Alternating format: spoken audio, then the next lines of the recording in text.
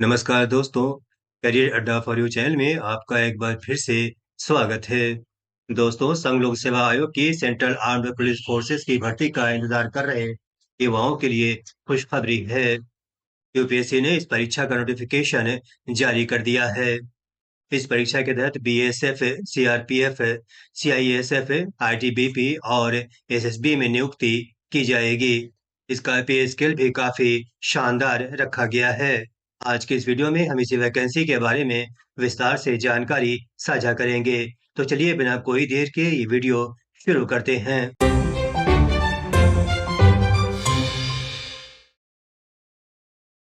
UPSC की CAPF examination के लिए ऑनलाइन आवेदन की प्रक्रिया 5 मार्च से शुरू हो चुकी है। ऑनलाइन आवेदन की अंतिम तारीख 25 मार्च 2025 है। ऑनलाइन फीस जमा करने की आखिरी तारीख भी 25 मार्च 2025 रखी गई है। ऑनलाइन आवेदन में सुधार की अवधि 26 मार्च से 1 अप्रैल 2025 तक रखी गई है। यूपीएससी की सेंट्रल आर्म्ड पुलिस फोर्सेस की परीक्षा 3 अगस्त 2025 को आयोजित की जाएगी। आवेदन प्रक्रिया या परीक्षा से संबंधित सहायता के लिए उम्मीदवार हेल्पलाइन नंबर 0112404101 पर संपर्क कर सकते हैं। ये हेल्पलाइन सभी कार्य दिवसों में सुबह 10 बजे से शाम 5:30 बजे तक खुला रहेगा। आइए देखते हैं इन पदों के लिए एजुकेशनल क्वालिफिकेशन क्या रखा गया है। इसमें पहला है किसी मान्यता प्राप्त विश्वविद्यालय या संस्थान से किसी भी विषय में स्नातक की डिग्री। दूसरा है पेशेवर और तकनीकी योग्यता वाले उम्मीदवार जिन्हें सरकार ने पेशेवर और तकनीकी डिग्री के समकक्ष माना है, वे भी इस परीक्षा के लिए आवेदन के पात्र होंगे। यह नोट करें कि जिन उम्मीदवारों ने वांछित योग्यता की परीक्षा दी है लेकिन अभी तक उनके परिणाम नहीं आए हैं, वे भी इस परीक्षा के लिए आवेदन कर सकते हैं। हालांकि ऐसे उम्मीदवारों को पीटी परीक्षा में उत्तीर्ण होने के बाद फिजिकल टेस्ट से पहले वांछित योग्यता का रिजल्ट पेश करना होगा। आइए देखते हैं इन पदों के लिए आयु सीमा क्या रखी गई है। सामान्य वर्ग के लिए आयु सीमा 20 से 25 साल रखी गई है। वहीं ओबीसी के लिए 20 से 28 साल, एससी एसटी के लिए 20 से 30 साल और पूर्व सैनिकों के लिए आयु सीमा 20 से 30 साल रखी गई है। यह नोट करें कि आयु सीमा की गणना 1 अगस्त 2025 के आधार पर की जाएगी। आरक्षित श्रेणी के उम्मीदवारों के पास ऑनलाइन फॉर्म भरने की आखिरी तारीख 25 मार्च 2025 से पहले सभी आवश्यक सर्टिफिकेट उपलब्ध होने चाहिए। आइए देखते हैं इस परीक्षा के लिए पदों की संख्या कितनी है। बीएसएफ में पदों की संख्या 24 रखी गई है, वहीं सीआरपीएफ में सबसे अधिक पदों की संख्या 204 है। सीआईएसएफ में पदों की संख्या 92 है, वहीं आईटीबीपी में पदों की संख्या 4 और एसएसबी में पदों की संख्या 33 है। इस तरह पदों की कुल संख्या 357 होती है। यह नोट करें कि रिक्तियों की संख्या में परिवर्तन किया जा सकता है। नियुक्ति में आरक्षण सरकार की नीति के अनुसार दिया जाएगा। कुल रिक्तियों का 10% भूतपूर्व सैनिकों के लिए आरक्षित है। अगर भूतपूर्व सैनिकों के लिए आरक्षित रिक्तियां पात्र या योग्य उम्मीदवारों की कमी के कारण खाली रह जाती हैं, तो ऐसी रिक्तियों को सिविल श्रेणी के उम्मीदवारों के द्वारा भरा जाएगा। आइए देखते हैं यूपीएससी सीपीएफ की चयन प्रक्रिया क्या होगी और इसके लिए सिलेबस क्या रखा गया है। यूपीएससी सीएपीएफ असिस्टेंट कमांडेंट की भर्ती 4 चरणों में आयोजित की जाएगी, जिसमें लिखित परीक्षा, शारीरिक दक्षता परीक्षा, मेडिकल टेस्ट और इंटरव्यू शामिल होगा। लिखित परीक्षा निम्न प्रकार से होगी। पेपर 1 में जनरल एबिलिटी और इंटेलिजेंस से सवाल पूछे जाएंगे। पेपर 1 के सभी सवाल मल्टीपल चॉइस क्वेश्चन प्रकार के होंगे, जिसमें प्रश्न पत्र अंग्रेजी के साथ हिंदी में भी होंगे। पेपर 1 में 125 प्रश्न पूछे जाएंगे। प्रत्येक प्रश्न के लिए 2 अंक, कुल 250 अंक निर्धारित किए गए हैं। पेपर 1 की परीक्षा पहली पाली में सुबह 10 बजे से दोपहर 12 बजे तक आयोजित की जाएगी। अभ्यर्थी नोट करें कि पेपर 1 में नेगेटिव मार्किंग का प्रावधान किया गया है। प्रत्येक गलत उत्तर के लिए 2/3 अंक यानी 0.66 अंक काटे जाएंगे। आइए देखते हैं पेपर 1 का सिलेबस कैसा रहेगा। पेपर 1 में निम्न प्रकार से प्रश्न पूछे जाएंगे। इसमें पहला है जनरल मेंटल एबिलिटी, दूसरा है जनरल साइंस, तीसरा है current events of national and international importance, चौथा है इंडियन पॉलिटी एंड इकोनॉमी, पांचवा है हिस्ट्री ऑफ इंडिया और छठा है इंडियन एंड वर्ल्ड ज्योग्राफी। अभ्यर्थी नोट करें कि पेपर 1 सीबीटी आधारित नहीं होगा, बल्कि ये ओएमआर आधारित होगा। आइए देखते हैं पेपर 2 का प्रारूप क्या रहेगा। पेपर 2 में जनरल स्टडीज, एसे और कॉम्प्रिहेंशन के सवाल पूछे जाएंगे। इसके लिए कुल 200 नंबर निर्धारित किए गए हैं। इसकी परीक्षा दोपहर बाद 2 बजे से शाम 5 बजे तक आयोजित की जाएगी। यह नोट करें कि अभ्यर्थी ऐसे पेपर को अंग्रेजी या हिंदी में लिख सकते हैं। इसके लिए 80 नंबर निर्धारित हैं। लेकिन प्रिसाइज राइटिंग, कॉम्प्रिहेंशन और अदर कम्युनिकेशन और लैंग्वेज स्किल्स में अभ्यर्थियों को केवल अंग्रेजी में लिखने का विकल्प मिलेगा। इसके लिए 120 नंबर निर्धारित हैं।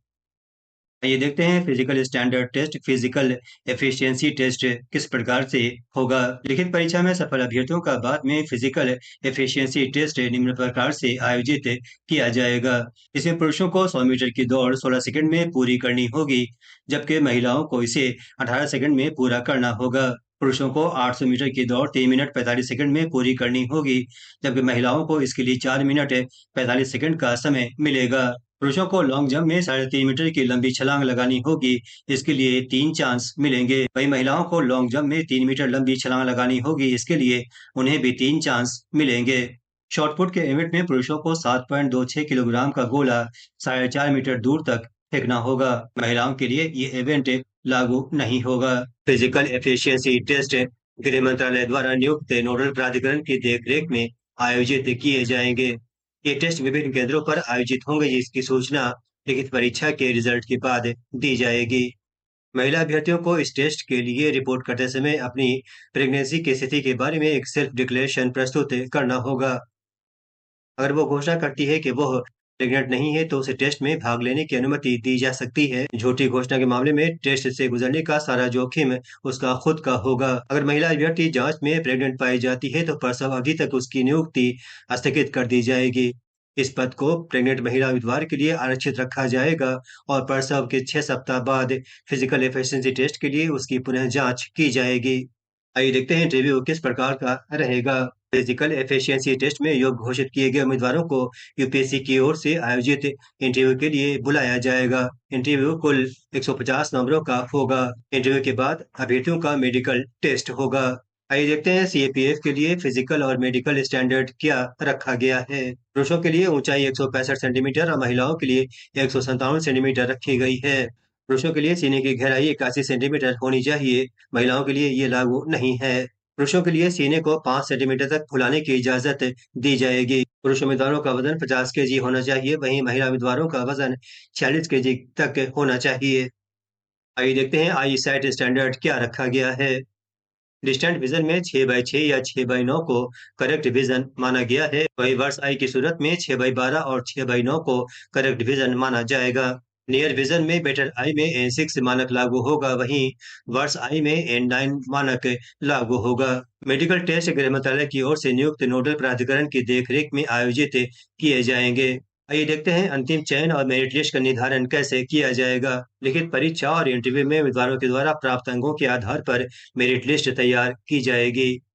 इसके अलावा कोई भी उम्मीदवार जो मेडिकल टेस्ट के बाद निर्धारित मानकों को पूरा नहीं करेगा, उससे नियुक्त नहीं किया जाएगा। आइए देखते हैं इस पद के लिए आवेदन कैसे करें।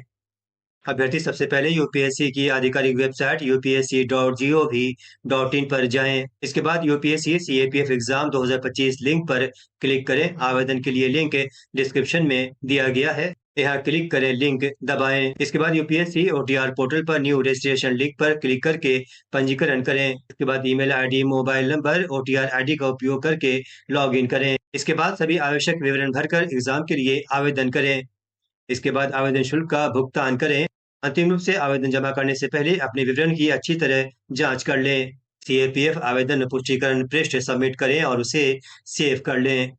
आइए देखते हैं इस परीक्षा के लिए आवेदन शुल्क कितना रखा गया है। सामान्य उम्मीदवारों ओबीसी और ईडब्ल्यूएस के लिए आवेदन शुल्क 200 रुपये रखा गया है। वहीं एससी एसटी और महिला उम्मीदवारों को कोई आवेदन शुल्क नहीं देना होगा। शुल्क का भुगतान ऑनलाइन माध्यम जैसे visa, master, RuPay, credit, debit card, UPI payment या इंटरनेट बैंकिंग और ऑफलाइन माध्यम एसबीआई की किसी भी शाखा में निर्धारित शुल्क का भुगतान कर किया जा सकता है। आइए देखते हैं इस परीक्षा के लिए एग्जामिनेशन सेंटर कहाँ बनाए जाएंगे। यूपीएससी के सीएपीएफ एग्जामिनेशन देश भर के 47 केंद्रों पर आयोजित की जाएगी, जिसका विवरण यहाँ दिया गया है। उम्मीदवार इस वीडियो को पॉज कर इसकी जानकारी ले सकते हैं। बिहार में पटना और झारखंड में रांची में केंद्र बनाए जाएंगे। उम्मीदवार नोट करें कि केंद्रों का आवंटन पहले आवेदन करें, पहले आवंटन पाएं के आधार पर होगा। एक बार किसी विशेष केंद्र की क्षमता पूरी होने पर उसे फ्रीज कर दिया जाएगा। जो आवेदक अपनी पसंद का केंद्र नहीं पा सकते हैं, उन्हें शेष केंद्रों में से एक केंद्र चुनना होगा। इसलिए आवेदकों को सलाह दी जाती है कि वे जल्दी आवेदन करें ताकि उन्हें अपनी पसंद का केंद्र मिल सके। दोस्तों, उम्मीद है आपको इस वैकेंसी की जानकारी पसंद आई होगी। जानकारी पसंद आई हो तो फटाफट इस चैनल को सब्सक्राइब, लाइक, कमेंट और अधिक से अधिक शेयर करें। इसके साथ ही नोटिफिकेशन की घंटी को भी प्रेस करना ना भूलें ताकि हमारी आने वाली तमाम अहम वीडियोस सबसे पहले आप तक पहुंचे। मिलते हैं अगले वीडियो में एक नई और शानदार वैकेंसी के साथ। नमस्कार।